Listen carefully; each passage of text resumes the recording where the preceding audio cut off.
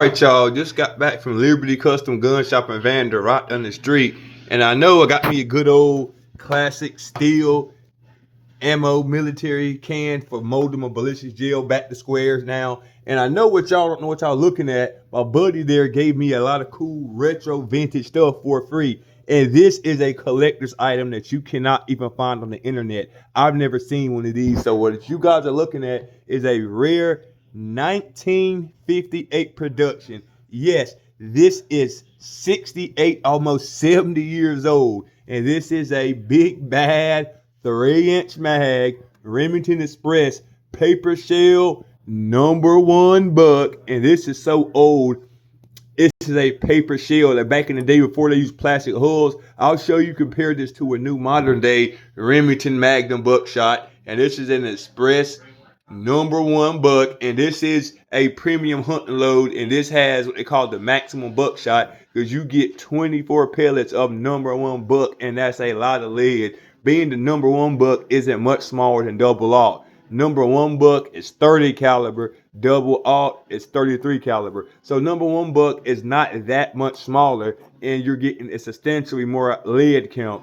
And this is their KleanBore. This was something that they created in the 60s. In the 1920s first with their KleanBore, and they made it all the way until the early 60s. They stopped making paper shells in 1960. Go figure. And this one was made in 1958. So this is towards the end of the paper shell run, and this cartridge is almost 70 years old. And as you can see, it says extra long range because back in the day when it was real man ammo, they really loaded them goddamn big bad 3-inch mags. Nowadays, all these pussyfoot wussies want all these reduced recoil. Oh, it hurts my shoulder when I go hunting. Shut the fuck up.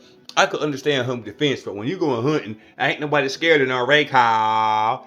And it's a shame I'm gonna have to waste this round and use it because it's such a classic. But you know me, I'm a nostalgic type of guy. I really want to see how they was living back in the 1950s, the Bonnie and Clyde era. And they made these from the 20s to the 1960s. So this 1958 paper shell production, big bad 3-inch mag, extra long range load, the Remington Express #1 Magnum buckshot was the load that Bonnie and Clyde probably had in one of their Whippet scattering goons.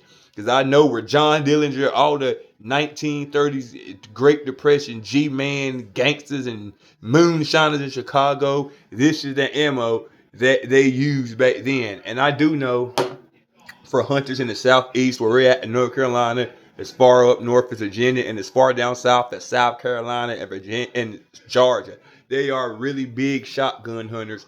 And #1 buckshot has always been the preferred load, and especially a big bad 3-inch mag of #1 motherfucking buck Magnum Express.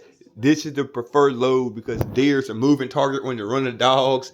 Now a standing still target, double aught's gonna give you more range and a little more pattern accuracy at longer ranges. But #1 buck, this is made for moving targets because each pellet is 30 caliber, weighing at about 30 grains, and you're getting 24 in here. So do the math. That's a whole lot of goddamn lead over a zip and a half.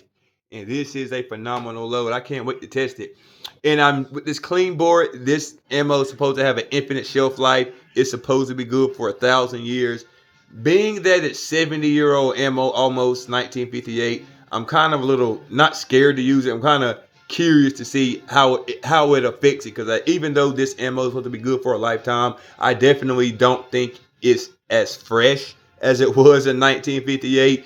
I've shot ammo from the late 80s to early 90s that was just as good, but that's only 35 years old. This is the 50s, so I'm positive it's good because, like I said, infinite shelf life. I just want to see how they was really living back in the day. So tomorrow at the range, I can't wait to test this 1958 production, 68-year-old 3-inch big bad 3-inch mag Remington Express #1 motherfucking buck. And this is their KleanBore extra long range once again.